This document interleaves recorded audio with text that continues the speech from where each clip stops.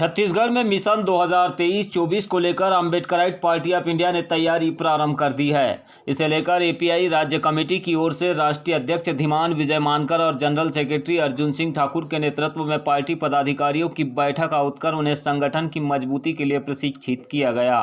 इस बैठक का मुख्य उद्देश्य पार्टी की ओर से आगामी 2023 में होने वाले राज्य के विधानसभा चुनाव और 2024 के लोकसभा चुनाव को लेकर बूथ और सेक्टर स्तर की तैयारियों के साथ राज्य की आधी सीटों पर पार्टी के उम्मीदवारों की जीत की तैयारियों को गति प्रदान करना था। साथ ही पार्टी की जनकल्याणकारी नीतियों से राज्य और जिला कमेटियों के पदाधिकारियों को प्रशिक्षित कर उन्हें लोगों के कल्याण एवं सर्वांगीण विकास के लिए कैसे कार्य किया जाए, इस विषय पर नेशनल प्रेसिडेंट विजय मानकर ने मार्गदर्शन दिया। बताया गया कि छत्तीसगढ़ में एपीआई संगठन को हर जिले और बूथ स्तर पर मजबूत करने के लिए अभियान चलाने में जुट गई है, जिससे कि पार्टी की नीतियों के माध्यम से उसका विस्तार हो और आने वाले समय में पार्टी जीत की ओर अग्रसर हो सके। इस बैठक में नेशनल प्रेसिडेंट धीमान विजय मानकर के अलावा स्टेट कमेटी के पदाधिकारी और कार्यकर्ता भी शामिल हुए, जहां उनके द्वारा पार्टी के नीति, सिद्धांतों और कास्मो ह्यूमनिज्म के आधार पर कार्य करने का संकल्प लिया गया।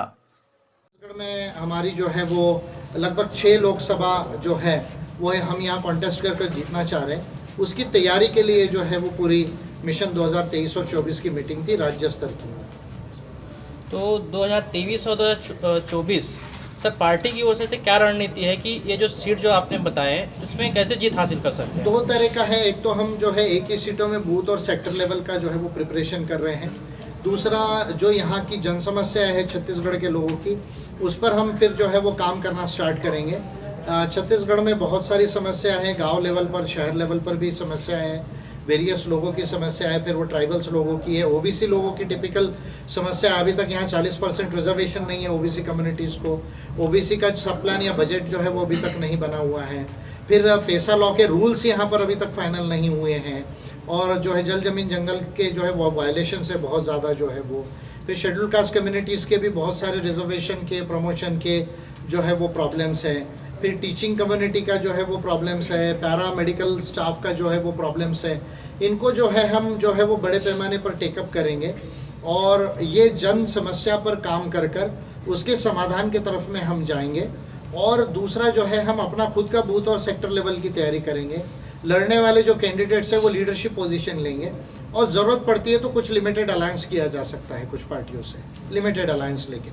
जी सर, धन्यवाद। सर इसके बाद आप लोगों से क्या अपील करना चाहेंगे छत्तीसगढ़ के लोगों से कि आपकी पार्टी को क्यों लोग वोट करें, क्यों उसके साथ आए? छत्तीसगढ़ को इसलिए, छत्तीसगढ़ के लोगों ने इसलिए एपीआई को वोट करना चाहिए क्योंकि एपीआई एकमात्र ऐसी पार्टी है जिसके पास में छत्तीसगढ़ को ही नहीं पूरे देश को पूर्णतः डेवलप करने की जो है वो नीति है, और भारत को अमेरिका, चाइना के बराबर 20 सालों के अंदर लाने की नीति जो है वो एपीआई के पास में है। जो हमारा कंट्री जो आज तीसरे नंबर पर अमेरिका, चाइना के बराबर होना चाहिए था, वो आज भी कई पैरामीटर्स में, कई इंडिकेटर्स में काफ़ी पीछे है। और छत्तीसगढ़ में जो है वो सब कुछ होने के बावजूद पहले 15 साल जो है वो बीजेपी की गवर्नमेंट और अभी जो कांग्रेस की गवर्नमेंट है उनके पास ये नीति नहीं है कि छत्तीसगढ़ को पूरी तरह जो है वो डेवलप कर सके। वो नीति जो है वो हमारे पास में है। इस नीति के आधार पर जो है हम छत्तीसगढ़ को 10 सालों में पहले 3 राज्यों में जो है इंडिया के ला सकते हैं, और इसलिए छत्तीसगढ़ के लोगों ने एपीआई को जो है वो अडॉप्ट करना चाहिए और छत्तीसगढ़ को यहाँ पर जिताकर छत्तीसगढ़ में गवर्नमेंट बनाना चाहिए, और कम से कम 5 से 6 मेंबर पार्लियामेंट छत्तीसगढ़ से जो है लोकसभा भेजने की जो है वो तैयारी करना चाहिए। और 2024 में मैं भी स्वयं लोकसभा में कॉन्टेस्ट करने वाला हूँ, और लोकसभा में जाने की मेरी तैयारी है, और मेरे साथ कई लोग जो है वो देश से लोकसभा में जाए और छत्तीसगढ़ से कम जो है वो 4-5 मेंबर पार्लियामेंट जाए। तो जो काम आज तक छत्तीसगढ़ में नहीं हुआ वो हम जो है वो पूरे 5 साल के अंदर में करके दिखा सकते हैं। ये मुझे छत्तीसगढ़ के लोगों से कहना है।